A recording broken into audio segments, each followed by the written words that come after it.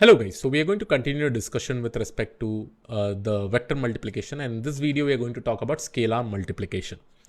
Now what exactly is scalar multiplication? So it involves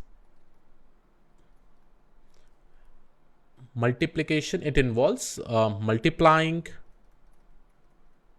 vector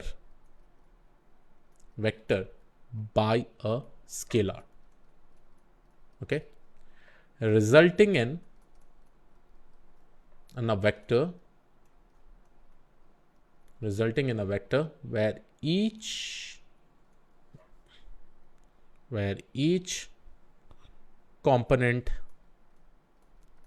is scaled by the vector.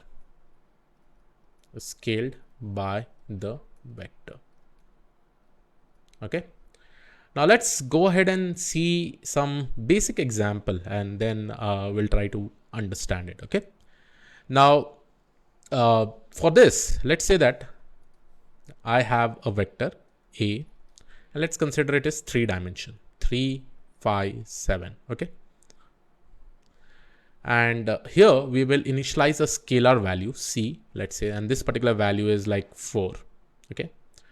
Now, what is basically happening over here is that when we say scalar multiplication, we are basically multiplying this particular scalar value with this vector. So once we multiply the scalar value, let's say if I go ahead and write C and A, in short, we are basically multiplying the scalar element with all the values that are present inside this vector. So this will basically become 12. This will actually become 20, and this will become 28. Okay. So here you will be able to see these values, right? So this will basically be my final scalar multiplication. Now it is important for you all to understand how does this look in the coordinate system also. So here, if I have this coordinate system, and let's say this is my x and y coordinate, let's consider a vector. Here I will take a single dimension. Let's say it is 2, 2. And here I will take my vector as 2. Okay. So this is nothing but 1, 2, 3, 4, 5. Here also I'll get 1, 2, 3, 4. Okay. So this is my y coordinate. Now in order to show you this 2, 2, where exactly this vector is, this vector will be present over here, right? And this is the direction of this particular vector.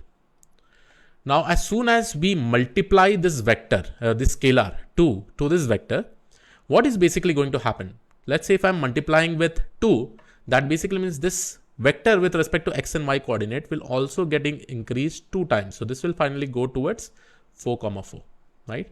So this is what the values is, the vectors are basically getting extended back by that many number of times, which is represented by the scalar value, right?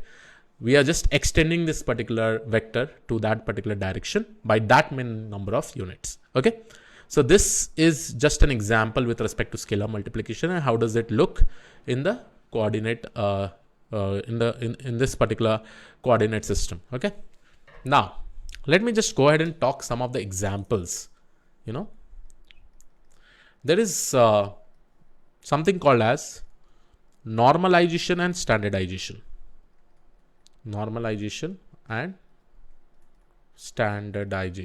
Now let me go ahead and talk about this normalization and standardization. What does this basically mean? Okay. And in normalization or standardization, we will be scaling the data to some units. Scaling the data into some units. Okay. Why this scaling will be necessary? I will talk about it. Okay. So let's consider one example. Let's say that, hey, I will just take an image. Okay. And this will basically be a grayscale image. Okay. And this image is basically having 4 x 4 pixels.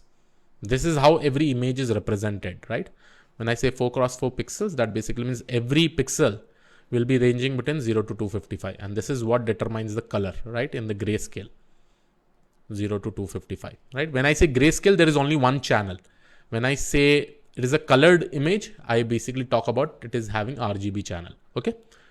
Now in this scenario, you know, your pixels value are very high, right? Now, let's say that if I want to probably do an image processing, it is always a good thing that we normalize this image values, normalize the pixel values.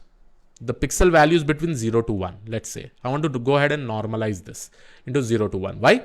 Because in image processing also we really need to do a lot of calculation, and I don't want any big numbers over here. So what we can do is that we can normalize all these pixels between 0 to 1. How do I normalize it? I will take every pixel in this, and I will try to divide by 255. Let's say if I go ahead and divide every pixel by 255, this is going to get converted into between 0 to 255, 0 to 1, right? I'm just going to divide each and every pixel by 255. And this process is basically called as normalization, okay? Let me talk about one more thing. Let's say that I have a feature. Let's say over here, I have a feature. Let's say I'm solving a machine learning problem statement.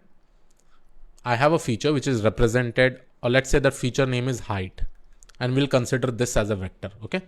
And this height is nothing but 160, 170, 180, okay? This is a vector, okay? Now let's say that I want to convert this height or scale this height to meters, okay? Now if I want to scale this, what I have to basically do, let's say that I will take a scaling factor 0.01, okay? And then I will take this height and I'll multiply with this scale. So I'll write CH is nothing but I will multiply 0.01 with 160, 170, 180. Again, this units can change. It is up to you. So now if I go ahead and get it, I'm going to get that 160 centimeter is nothing but 1.6 meter, right? And that is the reason, see, when I probably say 1 centimeter, it is nothing but 0.01, right? Meter. So that is the reason I'm trying to multiply all the centimeters with this value. So now I'm going to get 1.6 meters, 1.7 meters, 1.8 meters. So in short, we have just done some scalar multiplication in order to scale some values into a different scale, right? Into different units. It can be in different scale, Why this is specifically done? This will be very helpful when we do specific calculation. And in that calculation, we require the dependencies of some other units, okay? So this was about the 3 types of multiplication that we do specifically with respect to vectors. We discussed about dot product, which we also say it as inner product, element wise multiplication, scalar multiplication. So yes, this was it from my side. I will see you all in the next video.